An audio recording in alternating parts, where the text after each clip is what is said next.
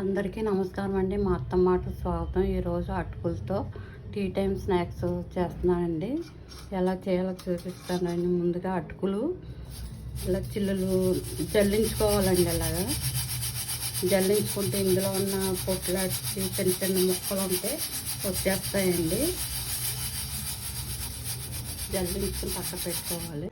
ముందుగా మూకుడు పెట్టుకుని ఆయిల్ వేసుకోవాలండి. ఆయిల్ మరిగాక జ్యూస్ వడకట్టుకొని స్టీల్ స్ట్రైనర్ని ఆయిల్లో పెట్టుకుని అందులో అటుకులు వేసుకోవాలండి. కొంచెం లావు అటుకులు తీసుకోవాలండి. పలచని అటుకులు అయితే తొందరగా మాడిపోతాయండి. చూడండి అటుకులు పూలాగా ఎంత బాగా వచ్చాయో.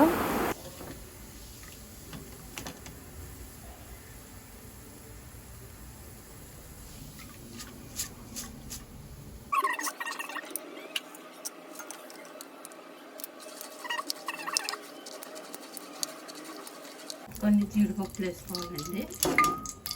జీడిపప్పులు కూడా అలా దోరగా ఫ్రై చేసుకోవాలి.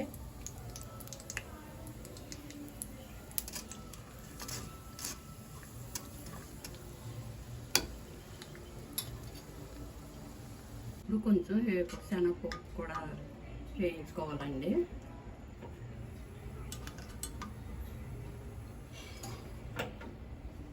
ఇప్పుడు కొంచెం కరివేపాకు వేసుకోవాలి. అన్నీ వేయించేసుకున్నాను. ఇప్పుడు అన్నీ కలిపేసుకోవాలండి. అందులోనూ 1 స్పూను జీలకర్ర పొడి,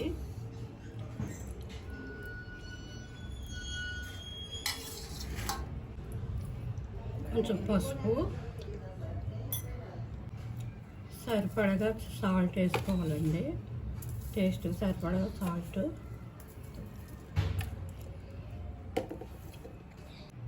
కొంచెం కారం అండి. కారం వేసుకోకపోయినా పర్వాలేదండి. నేను కొంచెం వేస్తున్నాను, స్పైసీగా ఉంటుందని. అన్నీ పైకి కింద శుభ్రం కలుపుకోవాలండి. అన్నీ అటుకులకి పట్టేలాగా ఈ మసాలాలన్నీ కలుపుకోవాలి.